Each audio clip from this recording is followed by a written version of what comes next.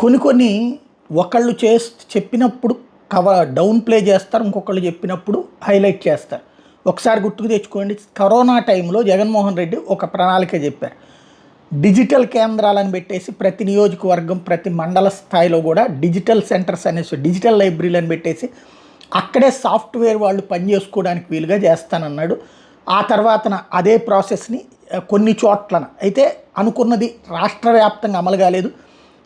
రైతు భరోసా కేంద్రాలు లేకపోతే కనుక సచివాలయాలు, హాస్పిటళ్ళు ఇట్లా కట్టినట్టుగా డిజిటల్ లైబ్రరీలు కట్టలేదు. ఎందుకు అంటే కరోనా టైంలో వచ్చేటప్పటికి అప్పుడు అండర్ ప్రాబ్లంలో ఉన్నారు కాబట్టి అప్పుడు కన్స్ట్రక్షన్ అవ్వలేదు. ఆ తర్వాత ప్రారంభిద్దామంటే ఊళ్ళ నుంచి మళ్ళీ నగరాలకు వెళ్ళిపోతున్నారు. అట్లాంటిది లేదు. అయితే ఇప్పుడు చంద్రబాబు గారు ఏమంటారంటే ఎక్కడికక్కడ అదే జగన్ అప్పుడు చెప్పినటువంటి దాన్ని చంద్రబాబు గారు మరొక కాన్సెప్ట్లో తెర మీదకి తీసుకొస్తున్నారు.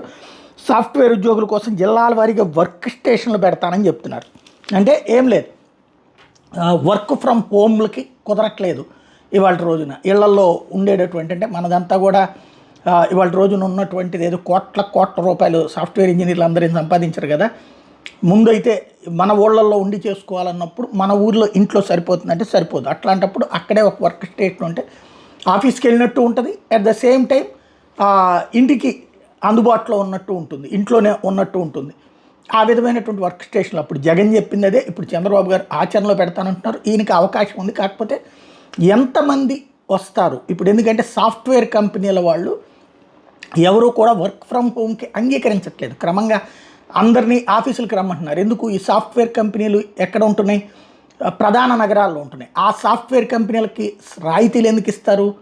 అక్కడ సాఫ్ట్వేర్ కంపెనీ పెడితే దాని మీద ఆధారపడేటటువంటి 20-30 రంగాల వాళ్ళు బతుకుతారు. అది దోబీ దగ్గర నుంచి, కర్రీ పాయింట్ దగ్గర నుంచి, బ్రాండెడ్ బట్టల నుంచి, ఇట్లాంటివన్నీ కూడా. అట్లాంటి వర్గాలు బ్రతుకుతున్నప్పుడు 5,000 మంది సాఫ్ట్వేర్ మీద 50,000 మంది బతుకుతుంటారు.